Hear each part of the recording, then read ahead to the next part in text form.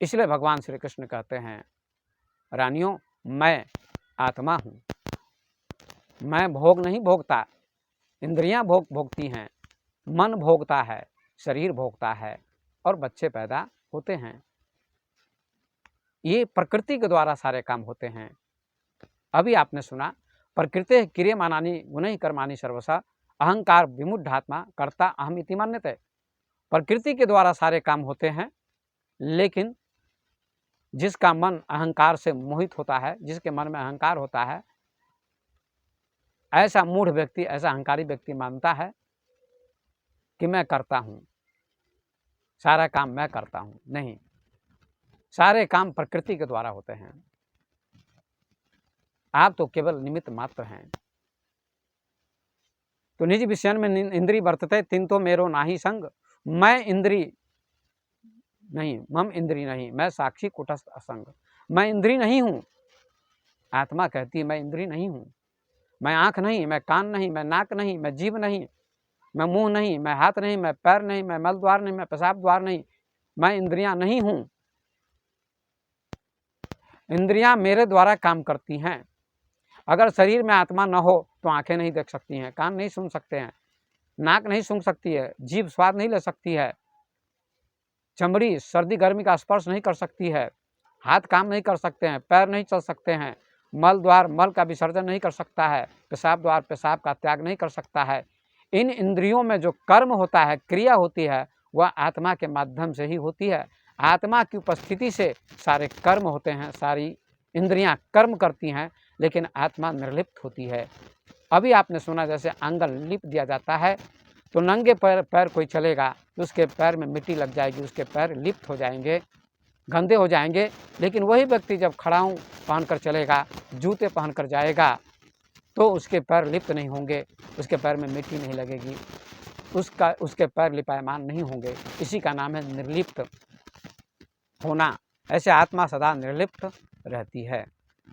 निज विषयन में इंद्री वर्तते तीन तो मेरो नाही संग, मैं इंद्री नहीं, मम इंद्री नहीं, मैं साक्षी कुटस्थ संग। आत्मा कहती है कि मैं इंद्री नहीं और इंद्रियां मेरी नहीं, मैं साक्षी हूँ, मैं देखने वाली हूँ, कुटस्थ हूँ, असंग हूँ। ऐसा आत्मा का कथन है। आत्मा कहती है त्यागो विषय की भोगम इंद्री, इंद्रियां विषयों का त्याग करे या इंद्रियों को भोगे, इससे मुझे कोई फर्क नहीं पड़ता है, मुझ में कोई अंतर नहीं पड़ता है। इंद्रियां विषयों को भोग सकती हैं, ज्ञानी की भी इंद्रियां विषयों को भोग सकती हैं और त्याग सकती हैं, इससे कोई फर्क नहीं पड़ता है आत्मा में। आत्मा साक्षी है, कुटस्थ है, असंग है, निर्विकार है, निर्लिप्त है। जैसे पानी में कमल होता है, उसके पत्ते पर पानी नहीं गिरता है, लेकिन उसके पत्ते लिप्त नहीं होते, गीले नहीं होते, भीगते नहीं। वर्षा होती है, वर्षा की बूंदें कमल के पत्ते पर गिरती हैं, लेकिन कमल के पत्ते गीले नहीं होते, भीगते नहीं, लिप्त नहीं होते, निर्लिप्त होते हैं। ब्रह्मण्याध्याय कर्माणि संगम त्यक्त्वा करोति यह लिप्यते न स पापेन पद्म पत्र मीमांसा। ब्रह्म का आधार लेकर, ब्रह्म का सहारा लेकर जो कर्म करते हैं, ब्रह्मण्याध्याय कर्माणि संगम त्यक्त्वा करोति यह, और आसक्ति का त्याग करके, मोह का त्याग करके जो कर्म करते हैं, ऐसे व्यक्ति को पाप नहीं बांधते हैं। ज्ञानी आसक्ति होकर कर्म करते हैं, उनकी इंद्रियां आसक्त नहीं होती हैं। यद्यपि इंद्रियां आसक्त भी हो जाएं, फिर भी वे आसक्त नहीं होते। जैसे बस में, ट्रेन में बैठे यात्री ये जानते हैं कि बस हमारा घर नहीं, ट्रेन हमारा घर नहीं, यात्रा भी करते रहते हैं, बैठे भी होते हैं, फिर भी उनके मन में भावना होती है, ये ज्ञान रहता है उनको कि बस से उतरना है, बस मेरा घर नहीं, ये सरकार की ट्रेन है, सरकार की या किसी की बस है या सरकार की ट्रेन है। ऐसे ही शरीर भी ट्रेन और बस के समान है, इसमें आत्मा रहती है। ऐसा ज्ञान ज्ञानी को होता है। निज विषयन में इंद्री वर्तते तीन तो मेरो नाही संग, मैं इंद्री नहीं, मम इंद्री नहीं, मैं साक्षी कुटस्थ असंग।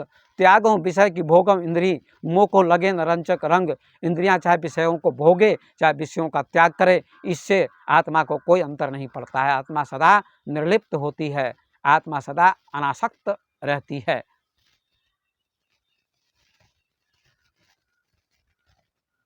जैसे हवा चलती है लेकिन आसक्ति पूर्वक नहीं चलती है, गंदगी से भी चलती है, फूल जहाँ होते हैं वहाँ से भी चलती है। जहाँ गंदगी होती है वहाँ दुर्गंध होती है, और जहाँ फूल होता है वहाँ सुगंध होती है, लेकिन हवा में न सुगंध होती है न दुर्गंध होती है। ऐसे ही ज्ञानी कर्म तो करते हैं, ज्ञानी की इंद्रियाँ भी कर्म करती हैं, ज्ञानी भी खाते हैं, पीते हैं, सोते हैं, जागते हैं, बात करते हैं, कभी कभी भोगों को भी भोगते हैं, फिर भी वे अनासक्त होते हैं। निज विषयन में इंद्री वर्तते, तीन तो मेरो नाही संग, मैं इंद्री नहीं, मम इंद्री नहीं, मैं साक्षी कुटस्थ संग। साक्षी का अर्थ होता है देखने वाला। दो व्यक्ति लड़ते हैं, तीसरा व्यक्ति देखता है, उसको साक्षी कहा जाता है, देखने वाले को साक्षी कहा जाता है।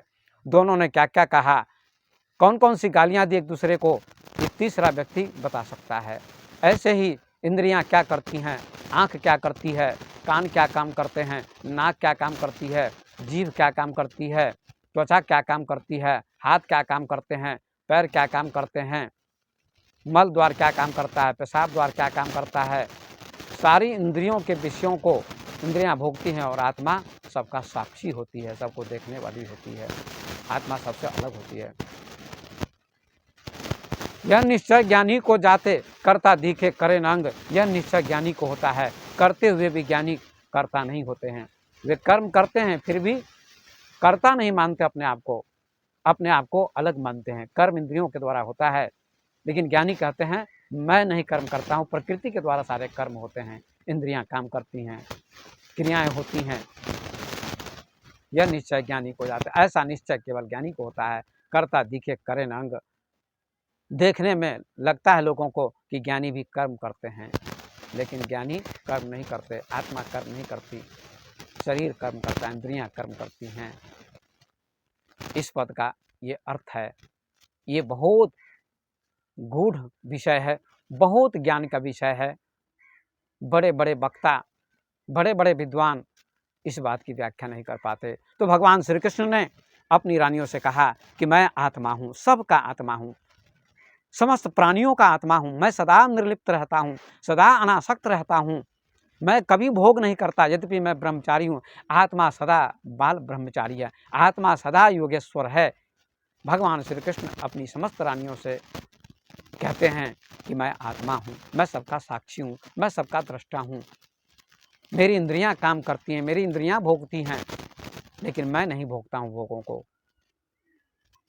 इसलिए स्त्री पुरुष मिलते हैं, शरीर दोनों के मिलते हैं, इंद्रियां मिलती हैं और बच्चे पैदा करती हैं, लेकिन आत्मा सदा निर्लिप्त रहती है। यही भगवान श्री कृष्ण ने अपनी समस्त रानियों को समझाया। तो रानियां आश्चर्यचकित हो गईं।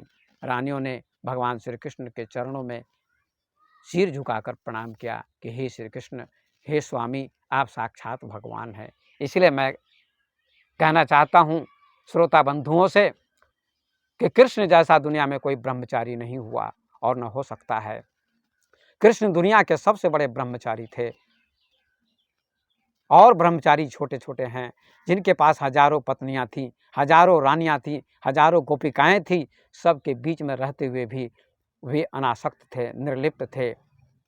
ऐसे ज्ञानी का जीवन होता है। भगवान श्री कृष्ण महाज्ञानी थे, महायोगेश्वर थे और बाल ब्रह्मचारी थे। आप तो समझ गए होंगे कि भगवान कृष्ण कैसे बाल ब्रह्मचारी थे। तो आत्मा सदा बाल ब्रह्मचारी होती है। आत्मा कभी भोगों को नहीं भोगती है, आत्मा कभी संभोग नहीं करती है, आत्मा स्त्री पुरुष से नहीं मिलती है। इंद्रियां मिलती हैं, मन मिलता है, शरीर मिलता है। आत्मा कृष्ण है, आत्मा परमात्मा है जो सदा अलग रहती है। आत्मा सदा अलग रहती है। तो आज के विषय में मैंने आपसे कहा कि कृष्ण जैसा कोई ब्रह्मचारी नहीं। स्त्री को छोड़कर जो ब्रह्मचारी हो जाते हैं वे बहुत बड़े ब्रह्मचारी नहीं होते। ब्रह्मचारी उनको कहा जाता है, लेकिन स्त्रियों के बीच में रहते हुए भी जो अनासक्त होते हैं, निर्लिप्त होते हैं, वे सबसे बड़े ब्रह्मचारी होते हैं। तो भगवान श्री कृष्ण जैसा कोई ब्रह्मचारी दुनिया में नहीं हुआ, वे सबसे बड़े ब्रह्मचारी थे। तो दुर्वासा ऋषि का कथन भी भगवान कृष्ण ने अपनी रानियों को समझा दिया।